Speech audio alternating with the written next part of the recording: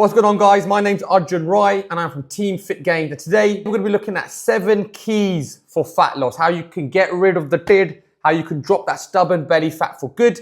If you follow these 7 principles, you are guaranteed to drop body fat. So principle number 1, I don't care what diet you follow, you have to be in a calorie deficit. You must burn more calories than you are eating to drop body fat. There's no two ways about it. If you're doing vegan, carnivore, paleo, Atkins, whatever diet, intermittent fasting, does not matter. If you're not in a calorie deficit, you're not going to drop belly fat. So how do you get into a calorie deficit? You have to eat less calories than you are burning, and you've got to do that consistently.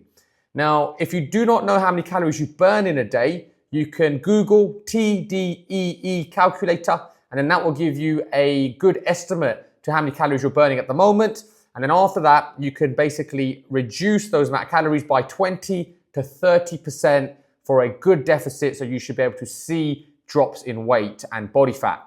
The second key is protein. You must eat enough protein. You want to be eating at least 1.6 grams per kilogram of body weight. So if I weigh 100 kilos, I want to be eating at least 160 grams of protein a day. Now, for some people that are really obese or overweight, you might find your protein levels go beyond, say, 250 grams. That's probably excessive. I wouldn't really eat more than 250, but generally speaking, it's 1.6 times your body weight. Now, protein's super important because it will protect your muscle mass. When you are trying to lose weight, you want to lose the right type of weight. You want to lose body fat. So eating enough protein ensures you don't lose any muscle. If you don't eat enough protein, you'll end up looking skinny fat, and we don't want that.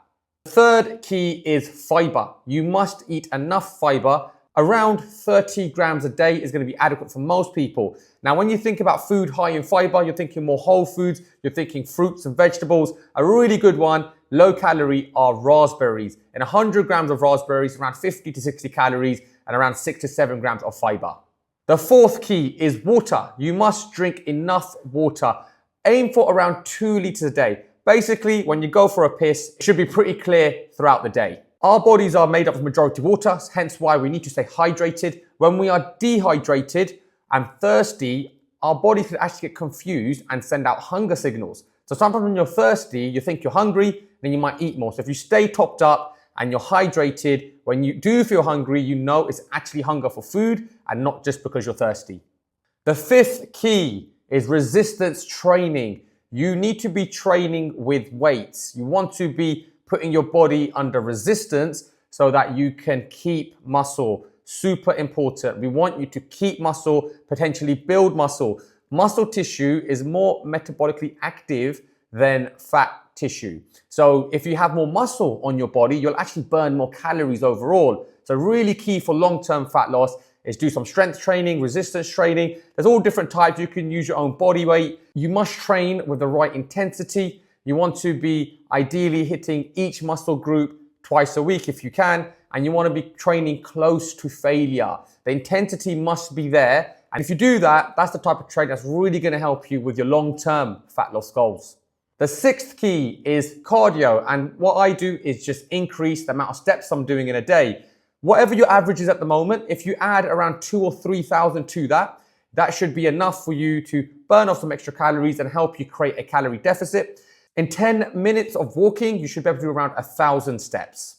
You don't have to do all these crazy forms of cardio. Lots of people get actually put off of training and getting into fitness because they think they have to do lots of HIIT cardio. They think they have to do lots of burpees. You don't need to be doing that. Simply increase your steps by 2,000 or 3,000 a day and you'll be fine.